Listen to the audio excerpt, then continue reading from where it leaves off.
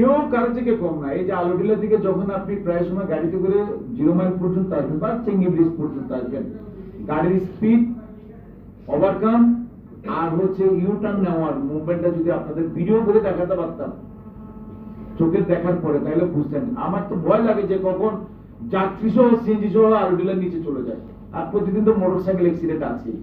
আমার মনে হয় শহরে একটা স্পিড লিমিট ব্যবস্থা করে দেওয়া উচিত। শহরে স্পিড লিমিট ব্যবস্থা করে দেওয়া উচিত।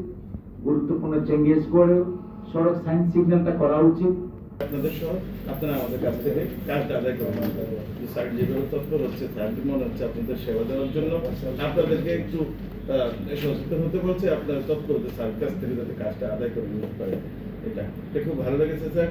আর স্বর্ণমিল বাজারে আমি নিজে ব্যক্তিগতভাবে গত ঈদের রোজার সময় বারবার গিয়েছি স্যার, প্রতিদিনই গিয়েছি। একটা কমিটির ব্যাপার, তারা যদি একটা কমিটি করে, কমিটি হলে একটা প্রেশার গ্রুপ হয়, তারা এসে আপনাকে বিভিন্ন দাবি দেওয়া করতে পারে। আপনি দাবি দেওয়া না হলে বারবার আসবে। টানা সপ্তমবারের মতো বেস্ট টিস্যু পেপার ব্র্যান্ড হিসেবে স্বীকৃতি পেয়েছে বসুন্ধরা টিস্যু। থেকে শুরু করে আইনশৃঙ্খলা রক্ষাকারী বাহিনী এবং অন্যান্য শহীদ সমাবেশ সকলেই রয়েছে। তো এই বিষয় নিয়ে আমাদের সবসময় আলোচনা হচ্ছে,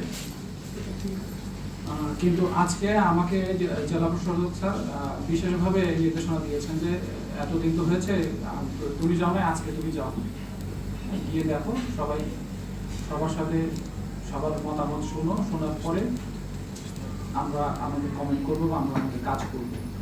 তো এর আগে আমরা কিন্তু কোনো কিছু সুন্দর করার জন্য বা বাধ্য করার জন্য বা কোনো একটা পরিস্থিতি বা অভ্যাস পরিবর্তন করানোর জন্য দুইভাবে করা যায়। যখন বাসটা ধোয় ওই ময়লা সারা রাস্তায় ছড়ায় যায়, এইভাবে আসলে পরিচ্ছন্নতা মেনটেন করা কঠিন হয়ে যায়। কিন্তু এই বিষয়গুলো সবগুলোই সমাধান করা সম্ভব, প্রত্যেকে যদি যার যার জায়গায় আমরা সামান্য একটুখানি সচেতন হই।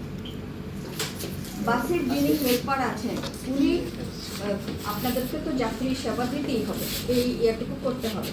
আপনি যদি বাসের ভেতরে ডাস্টবিনের ব্যবস্থা, একটা ছোট্ট ঝুড়ির ব্যবস্থা না করতে পারেন, যাত্রীদেরকে সেভাবে না শুনে কথা, তাহলে অন্তত ঝাড়ু দিয়ে আপনি সেই ঝুড়িতে করে অথবা একটা পলিথিন প্যাকেটে করে ময়লাটা রাস্তার কর্নারে রেখে দিলেও ওরা কালেক্ট করে নিতে পারে, সারা রাস্তা জুড়ে সেই ময়লাটা ছড়িয়ে যায় না।